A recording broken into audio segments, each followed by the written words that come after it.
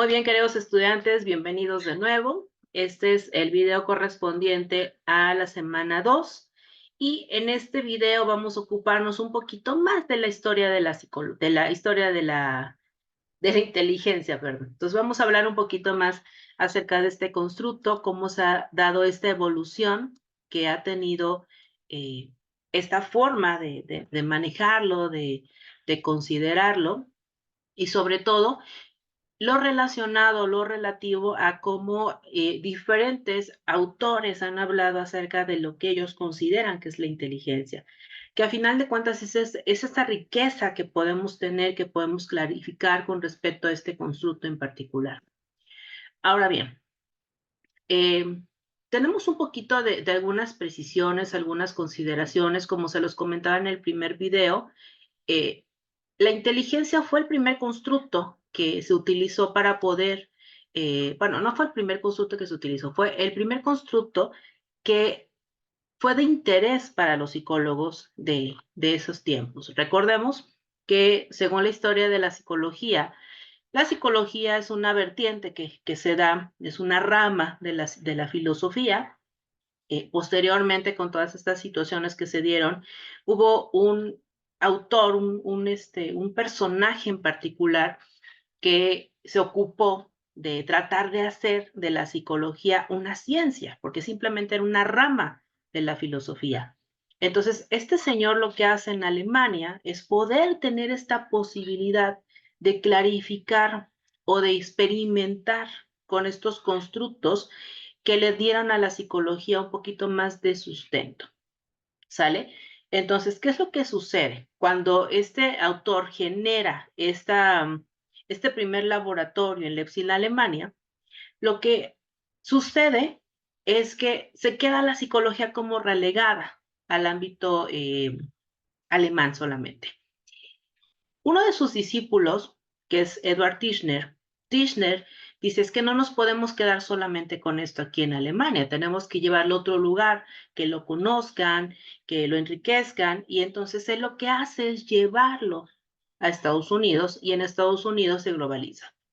Pero en Estados Unidos empiezan a ver como esta teorización como no tan buena, ¿sale? Y entonces se empieza a ver como muchos cuestionamientos y lo que hacen los estadounidenses es como quedarse con esta idea de la psicología científica y le empiezan a poner un poquito más de orden, por decirlo de alguna manera.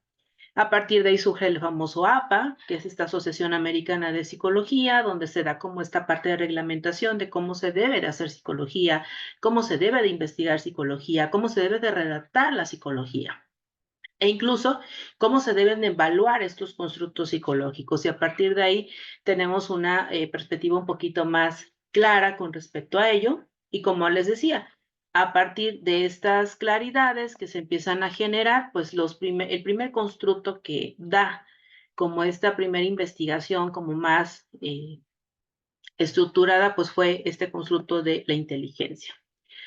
Aquí tenemos algunos autores que vale la pena que consideremos. No son todos los que hablan de inteligencia, hay muchos más, pero bueno, por el tiempo del video no me podré llevar como tanto hablando de ellos. Y uno de ellos fue Galton. Este autor hablaba particularmente de una aptitud general que hablara de aptitudes más específicas.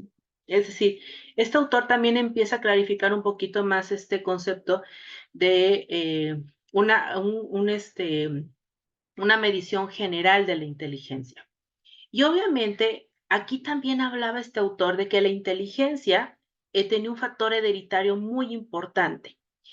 Algo que en algunos momentos, pues a lo mejor no se tenía o no había como tanta claridad, pero que sí empezaban a notarse, ¿no? Aquí quizá no había como tanta evolución científica para poder hacer estudios y demás, pero sí había como se empezaba como a hablar de estas situaciones en donde sí había como esta inteligencia que podía ser heredada de padres a hijos y de generación en generación.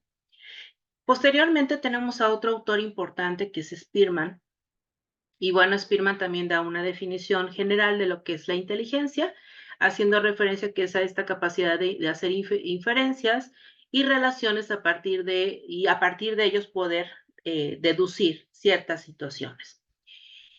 Este autor habla de dos tipos de teorías. Bueno, no habla de dos tipos, pero habla de una teoría bifactorial, en donde habla de dos factores importantes. Un factor general, en donde hablaríamos de una inteligencia que estaría generalizable o generalizada para todas las personas, y factores específicos.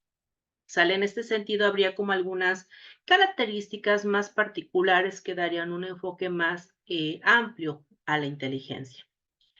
Otro autor importante que, bueno, si se acuerdan, en el video anterior hablábamos de Stanford Binet, que era que junto con Stanford hizo uno de los primeros instrumentos para medir la inteligencia. Pues Binet precisamente hablaba de esta habilidad para tomar y mantener una determinada dirección.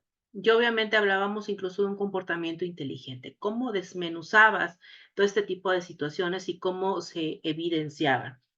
Este señor habla justamente de, bueno, empieza a hacer como una escala para medir esta parte de la inteligencia, donde pues obviamente se hablaba también de un rendimiento escolar, eso estaba más enfocado en esta parte académica, y bueno, fue como estos primeros intentos de poder cuantificar la inteligencia, ya en una forma más estructurada, con un instrumento propiamente dicho.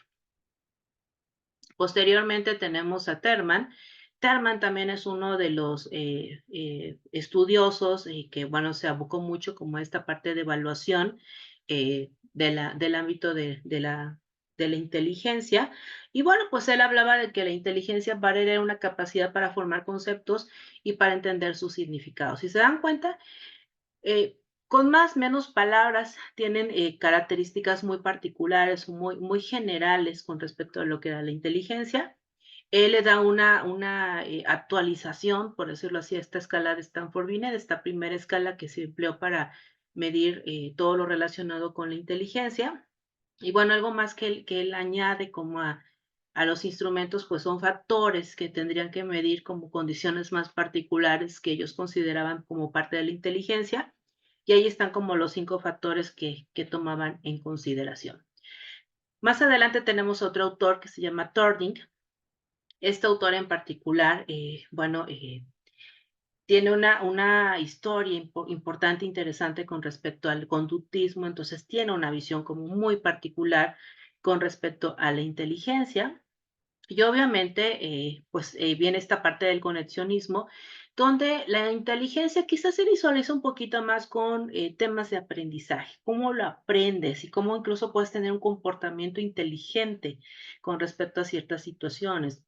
Los primeros estudios que se hicieron con respecto a la parte del conductismo, pues obviamente fueron en animales, y en animales se demostró que había comportamientos inteligentes. Quizá no como tal en la parte humana, así como nosotros lo podríamos considerar, pero sí hubo también cuestiones importantes que este señor aportó al ámbito de constructo de la inteligencia. Otro autor importante fue Thurston. Thurston también habla de una teoría multifactorial con respecto a la parte de la inteligencia. Y este señor genera otro instrumento que se llama test de habilidades mentales primarias, que es un instrumento que hasta la fecha sigue siendo vigente. Obviamente ha tenido sus actualizaciones y está también estandarizado para población mexicana, que si les interesara, bueno, pues pueden ahí buscarlo en la red. Otro autor también importante es Wechsler. Este autor de los instrumentos que miden inteligencias, quizá de los más conocidos, sobre todo porque tenemos el WIS, el WISE, que están relacionados con este señor, y que bueno, la inteligencia aquí podríamos incluso dividirla en escalas que midieran inteligencia en niños y en adultos, ¿sale?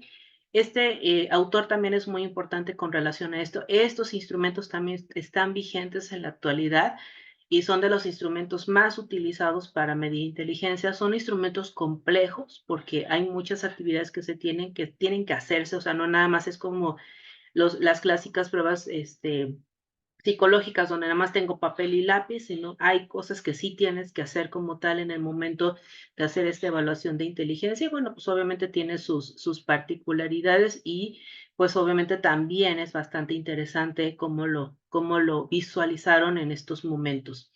Otro autor también importante fue Humphrey. Y bueno, dentro de este autor, pues es de los que no fueron como tal autor estadounidense. Él tiene que ver más quizá con esta parte de la psicología canadiense. Y bueno, también hace referencia un poquito más como a esta historia conductual que para estos tiempos en los que él hace su propuesta, estaba bastante vigente y bastante fuerte el conductismo en esos momentos. Y bueno, pues también habla de estos temas relacionados con el refuerzo, la habituación, movimientos aparentes, que también son temas que están muy, muy relacionados con la parte de la inteligencia. Otro autor también importante, que este sí es de una perspectiva completamente diferente, es Piaget. Piaget como tal no era psicólogo, él era biólogo, pero las aportaciones que dio Piaget son bastante interesantes, o algunas personas podrán decir que son muy cuestionables, que ya no están vigentes, pero bueno, este señor hizo una historia bastante interesante con respecto, bueno, las cosas que nos dejó van muy relacionadas con el desarrollo de inteligencia infantil, incluso hablar como de estos estadios donde se hablaba de cómo se iba dando esa evolución de la inteligencia y pues por supuesto que es bastante interesante cómo lo comenta, incluso los experimentos que él realizó con niños para poder hacer estas corroboraciones también son bastante importantes. Y bueno, este señor ya es propiamente de una corriente cognitiva constructivista, donde hay una perspectiva completamente diferente, tanto de la parte del aprendizaje como de la parte de la inteligencia. Otro autor importante también es Stenberg, también es uno de los autores bastante renombrados.